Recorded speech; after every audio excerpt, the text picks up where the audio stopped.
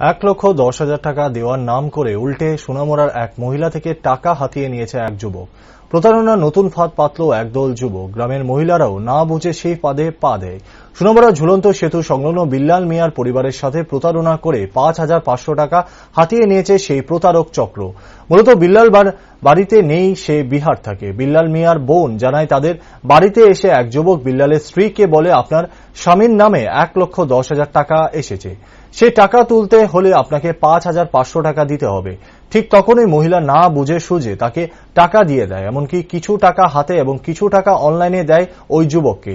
বিল্লালের নামে পলিসি থাকার তারাও তা প্রথমে বিশ্বাস করে নেয়। পরে যুবকের কথায় সন্দেহ হয় এবং জানতে পারে সে প্রতারক চক্র। তার নাম জুয়েল মিয়া, পিতা ইন্দ্রিস মিয়া, বাড়ি খেদাবাড়ি ওএনজিসি সংলগ্ন এলাকায়। টাকা হারিয়ে যুবকের বিরুদ্ধে প্রতারণার মামলা করে বিল্লালের স্ত্রী।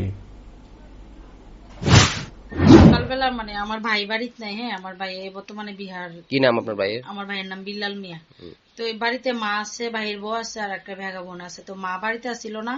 তো সকালবেলা আমি তো আমার স্বামীর বাড়িতে, একটা লোক আইসা এসে আমার ভাইয়ের বউরে কইতাছে যে আপনার স্বামীর নাম বিল্লাল মিয়া নিকো? হ্যাঁ। বাবার নাম আব্দুল হাসিম মিয়া নিকো? হ্যাঁ।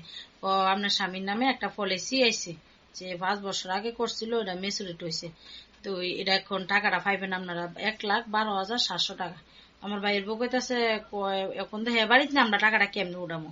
আপনারা উড়াইতে পারবেন, একজনে কাগজপত্র লাগবে। তো হ্যাঁ, আমার সবকিছু তো আমার ননদে করে, আমার ফোন করছে।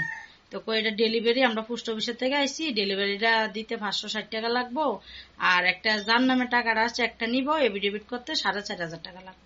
তারপরে তারা 4,500 টাকা ঘর থেকে দিছে, আর টাকা নাই। আমার ফোন করছে, আমি ফোন ফের মাধ্যমে কইতাছে আরেকটা নাম্বার দিয়ে, আমার নাম্বার নাই, আমি আরেকজন নাম্বার দিতেছি, এই নাম্বারে টাকাটা পাঠা। পরিচয় দিচ্ছেন? হ্যাঁ, পরিচয় দিছে না, কইছে পোস্ট অফিসের থেকে আইছে। তো 560 টাকা আমি ফোন ফের মাধ্যমে ফাড়াইছি। কইছে দুপুরের আগে আমি চেকটা ফাড়াই দিব বাড়িতে। তারা আবার দেখাইছে, ওই দেখেন বিল্লাল মিয়ার নামে চেকটা আইছে 12,760 টাকা। তারপরে দুপুর বেলা আবার ফোন করছে বাড়িতে, আরেকটা লোকে করছে, আরেকটা নাম্বার দিয়া।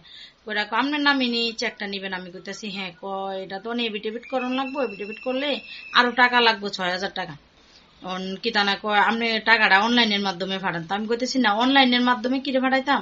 আপনি পোস্ট অফিসে থাকলে আমি আইতাছি, পোস্ট অফিসে সামনাসামনি আইয়া পোস্ট অফিসে আপনার টাকাটা দিব। কয় না, আমি